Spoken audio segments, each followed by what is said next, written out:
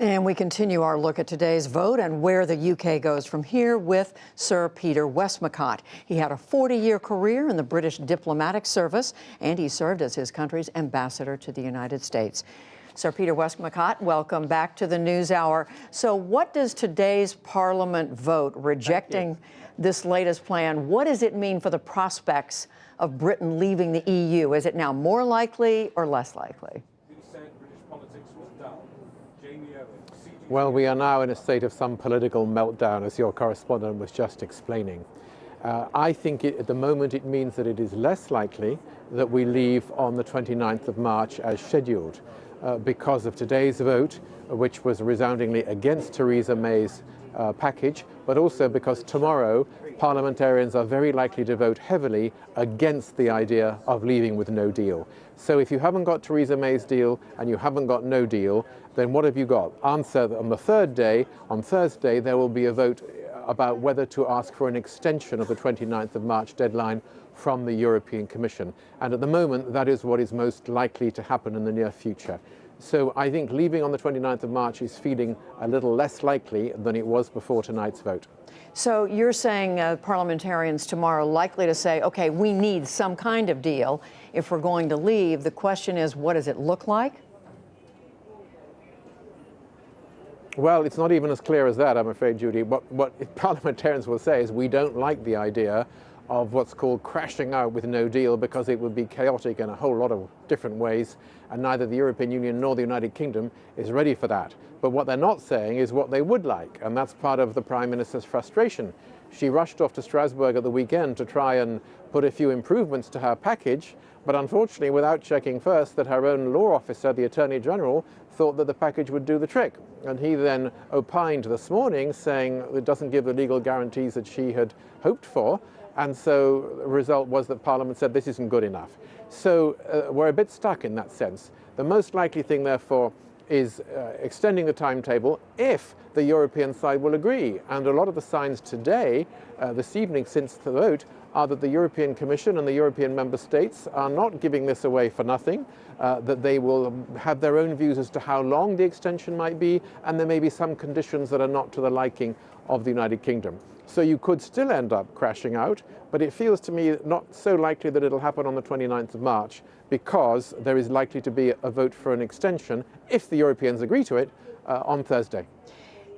Peter Westmacott, why has this been so messy and so difficult? What's at the core of what's going on here?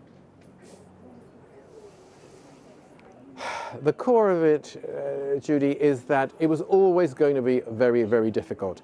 You know, you can decide if you've got a box of eggs in front of you whether you want to scramble them, fry them, poach them, or whatever it is. But once you've scrambled them, unscrambling eggs is really difficult and a hard thing to do. And many of us, of course, said that at the time.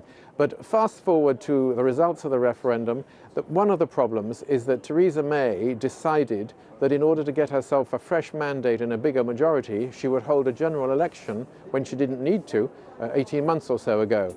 And she lost her majority with it. And so now she's totally dependent on getting any business done in the House of Commons on 10 votes from Northern Irish members of Parliament. And frankly, it's clear that if the law officer this morning, if the Attorney General had said it was okay legally, probably those 10 Democratic Unionist Party MPs would have said we can live with it, and probably enough of the conservative Brexiteers would have gone along with it as well. So she is somewhat held hostage by these 10 votes in Northern Ireland because of the fact that she lost her majority earlier on. So that's made the government's position politically extremely fragile all the way through.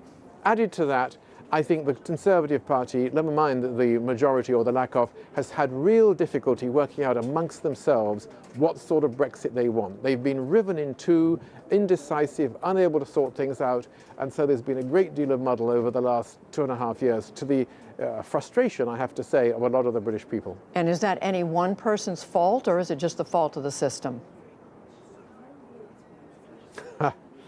Well, you can point the finger of blame at lots of people. You can point the finger of blame, if you wish to, David Cameron for having called the referendum in the first place, thinking that he'd be able to win it if it happened. You can point the finger of blame if you want to the Prime Minister, because she is the head of the government which has conducted these negotiations to no avail over the last 2.5, 3 years. Or you can point the finger of blame to some very hardline Brexiteers who promised a certain number of things at the time of the referendum and afterwards, which turned out to be neither true nor deliverable. And they've hung in there, making the Prime Minister's life really extremely difficult. So, and you can probably think of a whole lot of other people who you can blame for. Some people would say the Commission have been intransigent.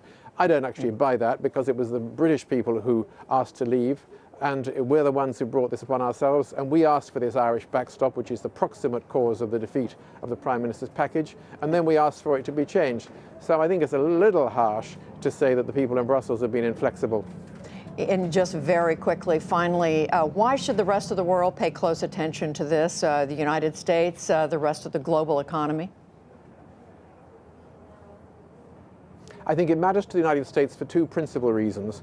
One is that the United Kingdom is a very business-friendly economy, which is the obvious port of entry, especially for English-speaking peoples, to the European single market. And we've had lots of inward investment from companies building in the UK, investing in the UK to get access to the EU. And if that is taken away by the terms of the Brexit deal or no deal, that'll be a problem. Secondly, I think the United Kingdom in the European Union is a force, if you like, for the Anglophone world. It has been a means of trying to ensure that some of America's points of view, policies, preferences are transmitted to the European Union.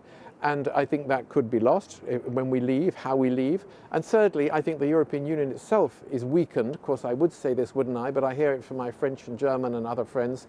If the UK is no longer there, and the only two big powers in the European Union are France and Germany, who often find it difficult to agree on things, then I think the European Union is weaker. And the people who are rubbing their hands are the people who are in the Kremlin.